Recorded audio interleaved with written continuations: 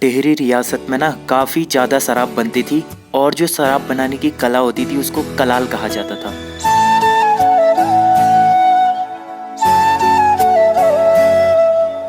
So hi guys, welcome back to my channel with another video. तो यार hope करता हूँ आप लोग सब बढ़िया होंगे। तो यार आ चुका हूँ एक और नई वीडियो के साथ वापस। इसमें हम बात करने वाले हैं टिहरी रियासत के बारे में। इससे पहले मैं एक पार्ट करा चुका हूँ उसका, इसमें हमने 100+ MCQs के बारे में बात करी थी और ये वाला सेट होगा जिसमें हम टिहरी रियासत को पूरी तरीके से कंप्लीट करेंगे। इसमें भी 100+ क्वेश्चन होंगे, ठीक है। तो बिना टाइम वेस्ट करिए आज की वीडियो स्टार्ट करते हैं। तो देखिए पहला क्वेश्चन है, विलयीकरण पत्र पर सर्वप्रथम किसने हस्ताक्षर किए थे। अब देखिए टिहरी रियासत का विलयीकरण कब हुआ था? 1 अगस्त 1949 को, ठीक है। 1 अगस्त 1949 को टिहरी रियासत का विलयीकरण हुआ था भारत में। तो इस जो विलयीकरण पत्र था इस पर सर्वप्रथम हस्ताक्षर किसने करे थे? वो करे थे परिपूर्णानंद पैन्युली, ठीक है। जो परिपूर्णानंद पैन्युली थे इन्होंने सर्वप्रथम हस्ताक्षर करे थे। तो देखिए अगला क्वेश्चन है, 1957 से लेकर 2004 तक टिहरी गढ़वाल के सांसद कौन रहे? तो टिहरी गढ़वाल के सांसद रहते हैं मानवेंद्र शाह। अब देखिए इनका कितना लंबा कार्यकाल चलता है टिहरी गढ़वाल में सांसद के रूप में? 57 से लेकर 2004 ईस्वी तक, ठीक है। अब लगा लो आप लोग 47 ईयर्स तक ये लोग ये क्या करते हैं, वहां का सांसद रहते हैं, ठीक है। अगला है, टिहरी नरेश मानवेंद्र शाह की मृत्यु हुई थी। जो टिहरी नरेश मानवेंद्र शाह थे इनकी मृत्यु हुई थी 5 जनवरी 2007 ईस्वी, ठीक है। 5 जनवरी 2007 को क्या होती है, इनकी मृत्यु हो जाती है। अगला क्वेश्चन है, गढ़ नरेश के पुत्रों को क्या कहा जाता था? जो गढ़ नरेश होते थे उनके पुत्रों को क्या कहा जाता था? ये कहा जाता था युवराज या टीका या फिर कुमार, ठीक है। तो इसका ऑप्शन सी क्या होगा? राइट आंसर हो जाएगा, क्योंकि दोनों ऑप्शन बिल्कुल सही है। युवराज भी बोलते थे, टीका भी बोलते थे और कुमार भी इनको बोला जाता था। अगला है, मौलाराम ने किसके लिए ओझा गुरु शब्द का प्रयोग किया था? तो मौलाराम जो थे इन्होंने ओझा गुरु शब्द का प्रयोग किसके लिए किया था? ये किया था इन्होंने धर्माधिकारी, ठीक है। जो धर्म का अधिकारी होता था उस टाइम पे उनके लिए इन्होंने ओझा गुरु शब्द का प्रयोग किया है। अगला क्वेश्चन है, गणराज्य का सर्वोच्च मंत्री कौन होता था? जो गणराज्य था उस टाइम पे उसका सर्वोच्च मंत्री कौन होता था? ये होता था हमारा मुख्तार, ठीक है। जो गणराज्य का सर्वोच्च मंत्री होता था उसको मुख्तार कहते थे उस टाइम पे। अगला है, गणराज्य की राजधानी से सुरक्षा अधिकारी को क्या कहा जाता था? जो गणराज्य की राजधानी की सुरक्षा के लिए अधिकारी होता था इसको क्या कहा जाता था? गोलदार बोला जाता था, ठीक है। गोलदार इसको बोला जाता था। अगला है, गढ़ नरेशों के मंत्रिमंडल में किसका प्रमुख स्थान होता था? तो जो गढ़ नरेशों का मंत्रिमंडल होता था इसमें प्रमुख स्थान किसका होता था? तो इनमें प्रमुख स्थान होता था धर्माधिकारी का, ठीक है। धर्माधिकारी का इसमें प्रमुख स्थान होता था। अगला क्वेश्चन देखिए, गढ़ नरेशों के प्रशासन में तीव्रगामी संदेशवाहक कहलाते थे। जो तीव्रगामी संदेशवाहक होते थे उनको क्या कहा जाता था? गढ़ नरेशों के प्रशासन में ये बोला जाता था चणू, ठीक है। चणू इनको बोला जाता था जो क्या होते थे? तीव्रगामी संदेशवाहक होते थे। अगला क्वेश्चन देखिए, गढ़ नरेशों के प्रशासन से संबंधित सही युग्म का चयन करें। तो गढ़ नरेशों के प्रशासन से संबंधित सही युग्म क्या होगा इसमें से? देखिए, राज्यसभा एवं राजप्रसाद में अर्दली का कार्य करने वाला व्यक्ति चाकर कहलाता था। तो ये क्या होगा? बिल्कुल सही आंसर हो जाएगा। राजा के साथ चांदी का दंड लेकर चलने वाला व्यक्ति कौन होता था? चौबदार होता था, ठीक है। जो राजा के साथ चांदी का एक दंड मतलब एक दंड लेकर क्या करता था? चलता था, उसे चौबदार कहते थे। तो ये दोनों युग्म क्या है? बिल्कुल सत्य है। तो ऑप्शन सी इसका क्या होगा? राइट आंसर हो जाएगा। अगला क्वेश्चन है, परगनों में राजस्व वसूली का कार्य किनके द्वारा किया जाता था? जो परगनों में राजस्व वसूली का कार्य होता था ये किनके द्वारा होता था? ये होता था थोकदारों के द्वारा, ठीक है। थोकदारों के द्वारा राजस्व वसूली का कार्य किया जाता था। अगला है, राज्य की आय का प्रमुख साधन क्या था? तो उस टाइम पर राज्य की आय का प्रमुख साधन क्या होता था? सिरती या भूमि कर, ठीक है। सिरती कर या फिर भूमि कर उस टाइम पे क्या होता था? आय का प्रमुख साधन होता था। अब अगले क्वेश्चन की ओर देखते हैं, राजा की आज्ञा से कृषि भूमि पर कृषि करने वाले किसानों को क्या कहा जाता था? जो राजा की आज्ञा से कृषि भूमि पर कृषि करने वाले किसान होते थे इनको क्या कहा जाता था? आसामी बोला जाता था, ठीक है। आसामी इनको बोला जाता था। आसामी कितने प्रकार के होते थे? तो ये जो आसामी होते थे ये होते थे 3 प्रकार के, ठीक है। अब अगला देखिए, निम्न में से आसामी के प्रकार हैं। तो इनमें से कौन कौन प्रकार हैं आसामी के? वो है हमारे, देखिए, खायकर है, सिरतान है, मौरूसीदार है, ठीक है। तो उपयुक्त सभी क्या होंगे? राइट आंसर हो जाएंगे। तो इसका डी क्या होगा, बिल्कुल सही आंसर होगा। अब देखिए जो आसामी के प्रकार थे 3 प्रकार के, वो ये 3 प्रकार हैं, खाईकर, सिरतानकर और मारूसीदार। अगला है निम्न में से थातुआन भूमि पर बसे किसानों को क्या कहा जाता था। जो थातुआन भूमि पर बसे किसान होते थे इनको क्या कहा जाता था, खाईकर बोला जाता था। ठीक है, इन किसानों को खाईकर बोला जाता था। अगला क्वेश्चन है निम्न में से किन परिस्थितियों में राजा भूस्वामित्व दूसरे को दे सकता था। ठीक है, तो ऐसी कौन सी परिस्थितियां होती थी उस टाइम पे जिसमें राजा क्या कर सकता था, भूस्वामित्व को दूसरे को दे सकता था। ठीक है, तो ये जो कंडीशन होती थी वो होती थी रौत, ठीक है, संकल्प या विष्णु प्रीति या फिर जागीरे में, इतने प्रकार से दे सकता था दूसरे व्यक्ति को। तो इसका डी ऑप्शन क्या होगा, बिल्कुल राइट आंसर हो जाएगा। अगले क्वेश्चन की ओर देखते हैं, संकल्प या विष्णु प्रीति में भूस्वामित्व किसे दिया जाता था। जो संकल्प या विष्णु प्रीति में भूस्वामित्व होता था ये किसको दिया जाता था, ये दिया जाता था विद्वान ब्राह्मणों को। ठीक है, जो उस टाइम पे विद्वान ब्राह्मण होते थे इनको दिया जाता था। अगला है राज्याधिकारियों को दिया जाने वाला भूस्वामित्व कौन सा था। जो राज्याधिकारियों को दिया जाने वाला भूस्वामित्व था वो कौन सा था, ये था हमारा जागीर। अगला है निम्न में से वीरता प्राप्त सैनिकों को दिया जाने वाला भूस्वामित्व है। तो देखिए इसका आंसर होगा रौत, क्योंकि जो वीरता प्राप्त सैनिक होते थे उनको भूस्वामित्व के रूप में रौत दिया जाता था। ठीक है, अगला है पवार शासक में तिहाड़ क्या था। तो पवार शासकों में तिहाड़ क्या होता था, कर होता था एक प्रकार का। अगला है पवार शासन कृषि में कितना तिहाड़ कर के रूप में लेते थे। तो ये देते थे तिहाड़ कर के रूप में 1/3। ठीक है, 1/3 के रूप में तिहाड़ कर देते थे। अगला है निम्न में से औताली क्या था। जो उस टाइम पे औताली होता था ये होता था इनमें से कोई नहीं। ठीक है, औताली क्या होता था ये आप लोग कमेंट करके जरूर बताना।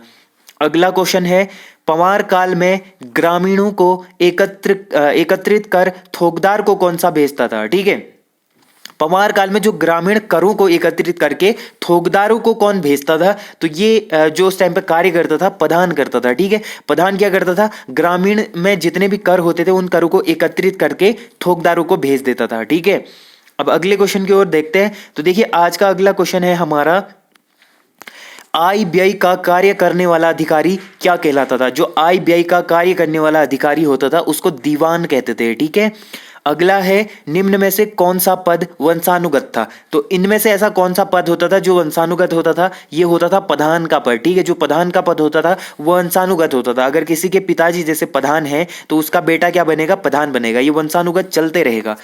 अधिक उर्वरक वाली भूमि उत्पादन से कर किस रूप में लिया जाता था। जो अधिक उर्वरता वाली भूमि होती थी उससे जो उत्पादन होता था तो वो किस कर के रूप में लिया जाता था, ये लिया जाता था हमारा अधेल और आधा भाग। ठीक है, अधेल और आधा भाग के रूप में लिया जाता था। तो इसका सी ऑप्शन क्या होगा, बिल्कुल राइट आंसर हो जाएगा। अब अगले क्वेश्चन की ओर देखते हैं। अगला क्वेश्चन देखिए, निम्न में से मानवोदय काव्य की रचना किसने की थी। तो मानवोदय काव्य की रचना करते हैं कवि भरत। ठीक है, जो भरत कवि थे इन्होंने करी थी मानवोदय काव्य की रचना। रामायण प्रदीप के रचनाकार कौन थे। जो रामायण प्रदीप थी ये किसने लिखी थी, मेधाकर शर्मा ने लिखी थी। ठीक है, अगले क्वेश्चन की ओर देखते हैं। अगला क्वेश्चन देखिए, निम्न में से कौन सा जोड़ा असंगत है। अब इनमें से कौन सा कथन असंगत है ये हमें बताना है। ठीक है, तो देखिए सभाभूषण हरिदत्त शर्मा के द्वारा लिखा गया। ठीक है, और जो दूसरा प्रेम पथिक ये मौलाराम का नहीं है। ठीक है, ये किस व्यक्ति ने लिखा था ये आप लोग आंसर बताना। ठीक है, अगला देखिए, गढ़वीर महाकाव्य रिखोला लोदी पर आधारित है, रूप मोहन सकलानी ने लिखा था। बिल्कुल सही हो जाएगा। गढ़वाल भूगोल है ये हरिदत्त शास्त्री ने लिखा था, ये भी क्या होगा, बिल्कुल सही हो जाएगा। ठीक है, लेकिन प्रेम पथिक मौलाराम का नहीं है, ये किस व्यक्ति ने लिखा था ये आप लोग बताना।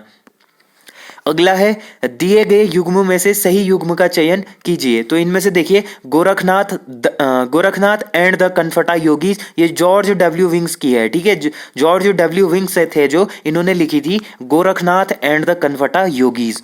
अगला है वास्तु शिरोमणि ग्रंथ ये थी कवि शंकर की। अगला है विरह छंदमाला ये थी लीलानंद कोट नाला की। तो उपयुक्त सभी कथन क्या हैं, बिल्कुल सत्य हैं। तो ऑप्शन डी इसका राइट आंसर हो जाएगा। अगला क्वेश्चन देखते हैं, निम्न में से कौन सा युग्म गलत है। तो इनमें से हमें बताना कौन सा युग्म गलत है। तो देखिए भारतीय लोक साहित्य श्याम परमार का, गढ़वाल जाति प्रकाश बालकृष्ण भट्ट का, और फूलकंडी ये महंत योगेंद्रपुरी का। लेकिन वृत्त कौमुदी क्या है, मौलाराम का नहीं है, ये गलत हो जाएगा। अगला है निम्न में से खाइकर किसे कहा जाता था? जो खाइकर होता था ये किसे कहा जाता था? ये होता था उस टाइम पे थातवान के कृषक, ठीक है। जो थातवान के कृषक होते थे इनको खाइकर बोला जाता था, ठीक है। अगला है तीर्थ यात्रियों के भोजन आदि की व्यवस्था के लिए प्रयुक्त शब्द है। तो तीर्थ यात्रियों के भोजन की व्यवस्था के लिए इसमें से कौन सा युक्त प्रयुक्त होता है? ये होता है सदावर्त, ठीक है। अगला क्वेश्चन देखिए, अगला क्वेश्चन है हमारा, बड़े भूस्वामी खेतों में कार्य करने हेतु किसकी नियुक्ति करते थे? तो ये करते थे हमारा हलिया की नियुक्ति। अगला है, निम्न में से गांव की स्वामित्व वाली भूमि को क्या कहा जाता था? जो गांव में स्वामित्व वाली भूमि होती थी उसको क्या कहा जाता था? बेनाप भूमि बोला जाता था। अगला है, वर्षा के जल संरक्षण हेतु बनाए जाते थे, वर्षा के जल संरक्षण के लिए बनाए जाते थे खाल। अगला है, आटा पीसने हेतु प्रयोग में लाए जाते थे। तो उस टाइम पर आटा कैसे पीसा जाता था, मतलब गेहूं कैसे पीसा जाता था? तो ये पीसा जाता था हमारा घराटों के द्वारा, ठीक है। जो घराट होते थे इनमें गेहूं पीस के आटा बनाया जाता था, ठीक है। अब यहाँ पर लिखा आटा पीसता, अब आटा को कैसे पीसेंगे? गेहूं को पीसेंगे, ठीक है। अगला देखिए, खेतों की सिंचाई के लिए बनाई गई छोटी नहर कहलाती थी। जो खेतों की सिंचाई के लिए छोटी नहरें बनाई जाती थी उनको क्या कहा जाता था? उनको बोलते थे गूल, ठीक है। आपने सुना होगा मलेथा की गूल, ठीक है। मलेथा की गूल आपने सुना होगा। जो मलेथा थे, सॉरी माधो सिंह भंडारी थे, इन्होंने मलेथा की गूल निकाली थी जिसमें उन्होंने छेनाधार पहाड़ी को हथौड़े से काटकर पानी निकाला था, ठीक है, डागर नदी से। अगला है, भूमि का कीचड़ युक्त हिस्सा कहलाता था। जो भूमि का कीचड़ युक्त हिस्सा होता था उसको क्या कहते थे? इसको बोला जाता था सीमार या गजार, ठीक है। सीमार या गजार बोला जाता था जो कीचड़ वाला भूमि होती थी। निम्न में से अष्टकोण रजत मुद्रा किसने जारी की थी? जो अष्ट रजत कोण मुद्रा थी ये किसने जारी की थी? ये की थी फतेह शाह ने, ठीक है। जो गढ़ शासक थे फतेह शाह, इन्होंने जारी की थी अष्टकोण रजत मुद्रा।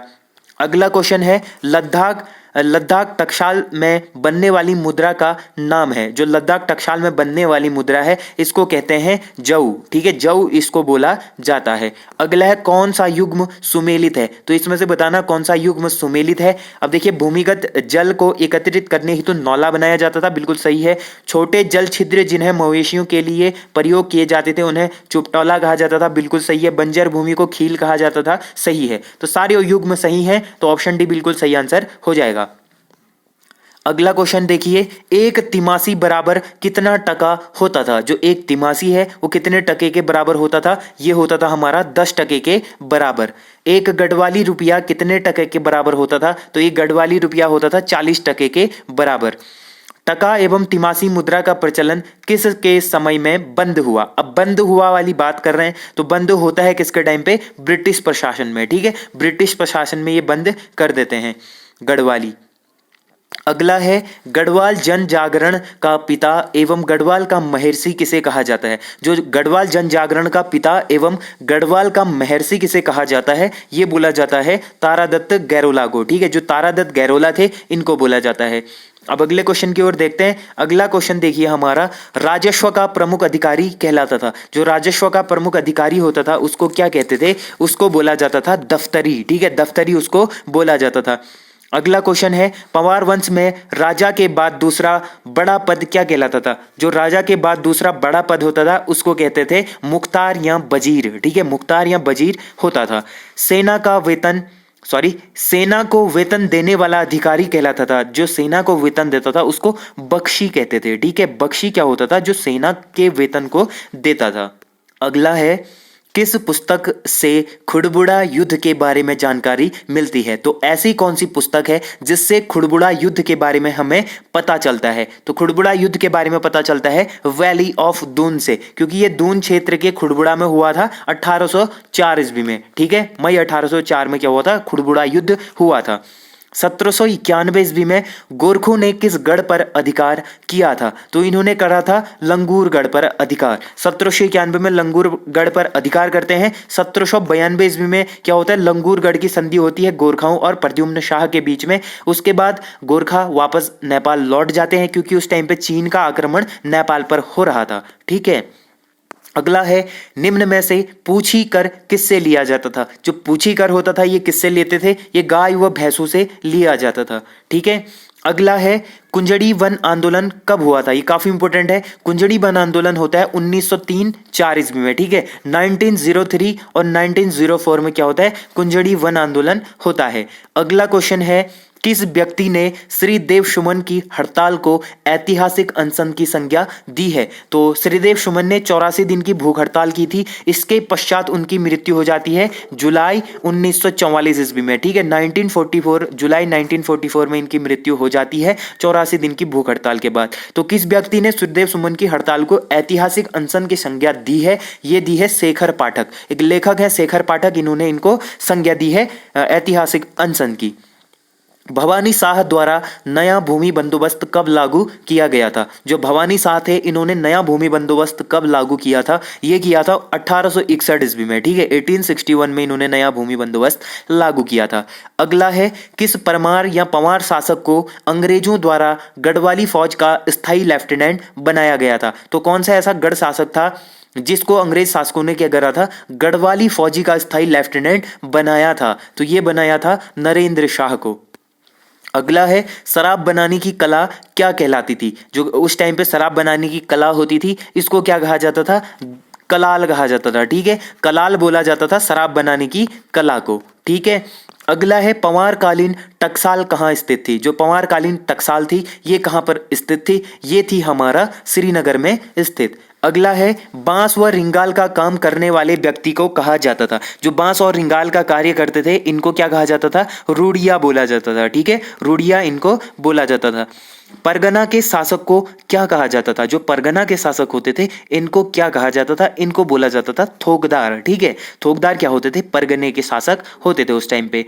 अब अगले क्वेश्चन की ओर देखते हैं। अगला क्वेश्चन देखिए, गढ़वाल का ऐसा मंदिर जिसकी शैली गुजरात एवं राजस्थान के सोलंकी मंदिरों से मिलती है। जो गुजरात और राजस्थान में सोलंकी मंदिर है तो इन मंदिरों से गढ़वाल में ऐसा कौन सा मंदिर शैली है जो इनसे मिलता है, ठीक है। तो ये है हमारा आदि बद्री, ठीक है। जो आदि बद्री मंदिर है ये गुजरात और राजस्थान के सोलंकी मंदिरों से मिलता जुलता है। अब देखिए इसमें हम उत्तराखंड में दिल्ली सल्तनत के जो मुगल थे इनसे क्या क्या चीजें संबंधित थी उस टाइम पे, उसके बारे में थोड़ा सा देखते हैं, ठीक है। तो देखिए दिल्ली सल्तनत के इतिहासकार संपूर्ण पर्वतीय क्षेत्रों को किस नाम से संबोधित करते थे। तो ये किस नाम से संबोधित करते थे, ये करते थे हमारा शिवालिक और कुमाऊं पर्वत, ठीक है। शिवालिक बोलते थे और कुमाऊं पर्वत बोलते थे। अगला है रजिया सुल्तान के समय किसने सिरमौर पर्वत पर शरण ली थी। जब दिल्ली सल्तनत पर रजिया सुल्तान का टाइम पीरियड चल रहा था उस टाइम पे जो सिरमौर पर्वत था उत्तराखंड में, इस पर किस व्यक्ति ने शरण ली थी, किसने इसमें से शरण ली थी। तो वो ली थी मोहम्मद जुनैदी ने, ठीक है। जो मोहम्मद जुनैदी थे इन्होंने शरण ली थी सिरमौर पर्वत पर। मिनहाज की पुस्तक तबकात ए नासिरी, जो तबकात ए नासिरी है ये लिखी है मिनहाज ने, ठीक है। तो इस पुस्तक में किस पर्वत का उल्लेख मिलता है, तो इस पर्वत में उल्लेख मिलता है सिरमौर पर्वत का, ठीक है। अगला है आईने अकबरी के अनुसार कुमाऊं क्षेत्र में कितने परगने थे। जो आईने अकबरी है इसके अनुसार कुमाऊं क्षेत्र में कितने परगने थे, ये थे हमारा इनमें से कोई नहीं, ठीक है। कितने परगने थे, 20 भी नहीं थे, 22 भी नहीं थे, 23 भी नहीं थे। अब आप लोग ये मेरे को बताना कि कितने परगने थे, ठीक है। अगला है कांगड़ा घाटी में स्थित नागरकोट कितने किले पर किसने आक्रमण किया था। जो कांगड़ा घाटी में स्थित नागरकोट है इस किले पर किसने आक्रमण किया था, ये किया था हमारा मोहम्मद बिन तुगलक ने, ठीक है। जो एमबीटी थे मोहम्मद बिन तुगलक, इन्होंने आक्रमण करा था नागरकोट किले पर, ठीक है। अब अगले क्वेश्चन की ओर देखते हैं। मुगलों से रिलेटेड एक और क्वेश्चन लास्ट है। उत्तर पर्वतीय क्षेत्र में विशेष ध्यान देने वाला तुगलक शासक कौन था। जो तुगलक शासक था जो उत्तर पर्वतीय क्षेत्र में विशेष ध्यान देता था ये था हमारा एमबीटी, ठीक है, मोहम्मद बिन तुगलक। अब देखिए उत्तराखंड में भूमि बंदोबस्त हुए थे, इसके बारे में कुछ क्वेश्चंस हैं, इनको देखते हैं। तो देखिए पहला क्वेश्चन, ब्रिटिश काल से अब तक गढ़वाल में कितने भूमि बंदोबस्त हुए हैं। तो जो ब्रिटिश काल था तब से लेकर अभी तक गढ़वाल में कितने भूमि बंदोबस्त हुए हैं, पूरे 12 बंदोबस्त हुए हैं, ठीक है। 12 भूमि बंदोबस्त हुए हैं। 1815 ईस्वी में किसके नेतृत्व में कुमाऊं में भूमि बंदोबस्त हुआ था। तो कुमाऊं क्षेत्र की बात हो रही है, तो कुमाऊं क्षेत्र में 1815 ईस्वी में किसके नेतृत्व में हुआ था, ई गार्डनर के नेतृत्व में भूमि बंदोबस्त हुआ था। तो जो कमिश्नर विलियम ट्रेल थे, इनके नेतृत्व में गढ़वाल में भूमि बंदोबस्त किस वर्ष हुआ था? ठीक है, कमिश्नर ट्रेल के नेतृत्व में। तो ये हुआ था हमारा 1816 ईस्वी में। ठीक है, 1816 में क्या हुआ था? विलियम ट्रेल के नेतृत्व में गढ़वाल में भूमि बंदोबस्त हुआ था। अब कुछ और भूमि बंदोबस्त से रिलेटेड क्वेश्चंस हैं, उनको देखते हैं। किस बंदोबस्त में गांव जाकर भूमि की नाप जोख व सीमा का निर्धारण किया गया था? तो किस बंदोबस्त में किया गया था? ये किया गया था हमारा, देखिए, पंचसाला बंदोबस्त और 80 साला बंदोबस्त। ठीक है, तो इसका ऑप्शन डी क्या होगा? बिल्कुल राइट आंसर होगा, क्योंकि बी और सी कथन क्या है? बिल्कुल सत्य है। जो पंचसाला बंदोबस्त था और 80 साला बंदोबस्त था, इस बंदोबस्त में क्या हुआ था? गांव जाकर भूमि की नाप जोख व सीमा का निर्धारण किया गया था। अगला है, बैटन का 20 साला बंदोबस्त ब्रिटिश गढ़वाल का कौन सा बंदोबस्त था? तो ये कौन से नंबर का बंदोबस्त था? 8वां नंबर का बंदोबस्त था। निम्न में से ब्रिटिश काल का 9वां बंदोबस्त कौन सा था? तो 9वां जो बंदोबस्त था वो विकेट का बंदोबस्त था। अगला है, पहली बार वैज्ञानिक पद्धति का प्रयोग किस बंदोबस्त में किया गया था? तो ये किया गया था विकेट बंदोबस्त में वैज्ञानिक पद्धति का प्रयोग। ठीक है, अब देखिए, पर्वतीय भूमि को 5 भागों में तलाव भूमि, उपराऊ भूमि, अव्वल भूमि, उपराऊ, दोयम, इजरान, कटीली भूमि को किस बंदोबस्त में बांटा गया था? ठीक है, तो ये बांटा गया था हमारा विकेट बंदोबस्त में। ठीक है, अगला है, नदी घाटियों की वह भूमि जहां सिंचाई व्यवस्था हो क्या कहलाती है? जहां पर सिंचाई की व्यवस्था होती थी, जिस भूमि पर नदी घाटियों में, उस भूमि को क्या कहते थे? उसको बोला जाता था तलाव भूमि। ठीक है, जो तलाव भूमि होती थी उसको बोला जाता था। अगले क्वेश्चन की ओर बढ़ते हैं। अगला क्वेश्चन देखिए, निम्न में से उपराऊ अव्वल भूमि कौन सी थी? जो उपराऊ अव्वल भूमि थी, ये कौन सी होती थी? ये होती थी हमारा पर्वतीय क्षेत्र में ऊंचे स्थान पर जो भूमि होती थी। अगला है, ई पौ के नेतृत्व में 10वां भूमि बंदोबस्त किस वर्ष हुआ था? जो ई पौ थे, इनके नेतृत्व में 10वां भूमि बंदोबस्त कब हुआ था? 1887 ईस्वी में हुआ था। अगला है, निम्न में से किस जनपद को अंग्रेजों ने संयुक्त प्रांत की राजधानी बनाई थी? तो किस क्षेत्र को बनाया था? नैनीताल क्षेत्र को बनाया था। अगला क्वेश्चन देखिए, अगला क्वेश्चन है हमारा, निम्न में से विकेट बंदोबस्त से संबंधित तिथि कौन सी थी? तो विकेट बंदोबस्त कब हुआ था? यह हुआ था 1863 से लेकर 1873 ईस्वी तक। ठीक है, 1863 से 1873 तक इसको बोलते हैं विकेट बंदोबस्त। अगला क्वेश्चन देखिए, चीनी यात्री ह्वेनसांग ने गोविषाण शब्द का प्रयोग किसके लिए किया था? तो इन्होंने गोविषाण शब्द का प्रयोग किया था हमारा काशीपुर के लिए। ठीक है, काशीपुर को बोला जाता है गोविषाण। महाभारत काल में तराई क्षेत्र किन राजाओं के अधीन था? जो महाभारत का काल था, इस टाइम पे तराई क्षेत्र किन राजाओं के अधीन होता था? यह होता था हमारा विदर्भ राजाओं के अधीन। तराई क्षेत्र को चंद काल में क्या कहा जाता था? तराई क्षेत्र को चंद काल में बोला जाता था हमारा नौलखिया माल या 84 माल। ठीक है, नौलखिया माल और 84 माल बोला जाता था। ऑप्शन सी इसका राइट आंसर हो जाएगा। अगला क्वेश्चन देखिए, ब्रिटिश शासन के दौरान तराई क्षेत्र में कितने प्रकार के गांव थे? तो तराई क्षेत्र में उस टाइम पे गांव होते थे 5 प्रकार के। निम्न में से तल्ला देश किस स्थान को कहा जाता है? तो तल्ला देश बोला जाता था टनकपुर क्षेत्र को। अगला क्वेश्चन देखिए, चंद काल में तराई क्षेत्र में कितने प्रकार के परगने थे? तो चंद काल में तराई क्षेत्र में परगने होते थे 7 प्रकार के। कुमाऊं में किसके नेतृत्व में 10वां भूमि बंदोबस्त हुआ था? तो कुमाऊं क्षेत्र में जो 10वां भूमि बंदोबस्त हुआ था वो गूंज के नेतृत्व में हुआ था। ठीक है, 1928 ईस्वी में गढ़वाल में ब्रिटिश काल का अंतिम भूमि बंदोबस्त किसके नेतृत्व में हुआ था? तो ये होता है हमारा इबटसन के नेतृत्व में। ठीक है, जो इबटसन थे, इनके नेतृत्व में 1928 ईस्वी में गढ़वाल में क्या होता है? भूमि बंदोबस्त होता है, जो अंतिम भूमि बंदोबस्त था। अगला है, ब्रिटिश समय का अंतिम भूमि बंदोबस्त कौन सा था? तो ब्रिटिश समय का जो अंतिम भूमि बंदोबस्त हुआ था वो 11वां भूमि बंदोबस्त हुआ था। ठीक है, 11 भूमि बंदोबस्त टोटल हुए थे गढ़वाल क्षेत्र पर। अगला है अगला क्वेश्चन है, सन 1823 ईस्वी में टिहरी का पहला बंदोबस्त किसने करवाया था? 1823 ईस्वी में पहला भूमि बंदोबस्त हुआ था टिहरी में। तो ये किसके द्वारा कराया गया था? ये कराया था सुदर्शन शाह के द्वारा। ठीक है, अगला है, भवानी शाह ने टिहरी में द्वितीय बंदोबस्त कब कराया था? जो द्वितीय भूमि बंदोबस्त हुआ था ये भवानी शाह ने कराया था, लेकिन किस वर्ष कराया था? 1861 ईस्वी में। ठीक है, 1861 में इन्होंने द्वितीय भूमि बंदोबस्त कराया था टिहरी में। पहला हुआ था 1823 में सुदर्शन शाह के टाइम पर। अगला क्वेश्चन देखिए, निम्न में से 1873 ईस्वी में टिहरी रियासत में तीसरा बंदोबस्त कब हुआ था? अब 1861 में दूसरा हुआ, तीसरा हुआ 1873 में। ये किसके टाइम पीरियड पर हुआ था? ये हुआ था हमारा प्रताप शाह के टाइम पीरियड पर। ठीक है, प्रताप शाह ने कराया था तीसरा भूमि बंदोबस्त। अगला क्वेश्चन है, दिए गए कथनों में से सही कथन का चयन कीजिए। तो इसमें से देखिए सही कथन कौन सा होगा।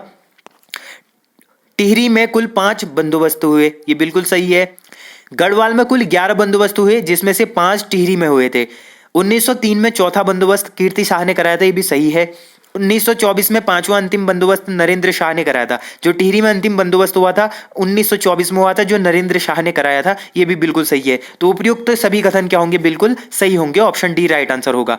अब देखिए पहला भूमि बंदोबस्त कराया था 1823 ईस्वी में सुदर्शन शाह ने, और लास्ट भूमि बंदोबस्त हुआ था 101 साल बाद 1924 में नरेंद्र शाह के द्वारा। ठीक है, अगला क्वेश्चन है, उत्तराखंड के तराई क्षेत्र में भूमि संबंधी सीलिंग कानून कब लागू हुआ? जो उत्तराखंड के तराई क्षेत्र में भूमि संबंधित सीलिंग कानून लागू हुआ था, ये कब हुआ था? ये हुआ था हमारा 1972 में। ठीक है, 1972 में हुआ था।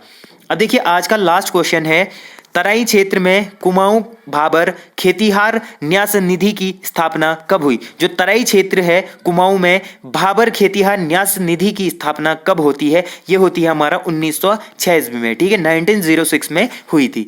तो ये थे गाइज आज के 100+ क्वेश्चंस। होप करता हूं आप लोगों को ये क्वेश्चन अच्छे लगे होंगे। क्वेश्चंस पसंद आए तो मेक श्योर वीडियो को लाइक जरूर करना। जो लोग चैनल पर नए आ रहे हैं चैनल को सब्सक्राइब जरूर कर देना। अगर इसकी PDF आपको चाहिए तो PDF आपको मिलेगा टेलीग्राम पर। टेलीग्राम का लिंक आपको डिस्क्रिप्शन में मिल जाएगा। तो मिलते हैं ऐसे ही इंटरेस्टिंग वीडियो में। तब तक के लिए take care and bye bye.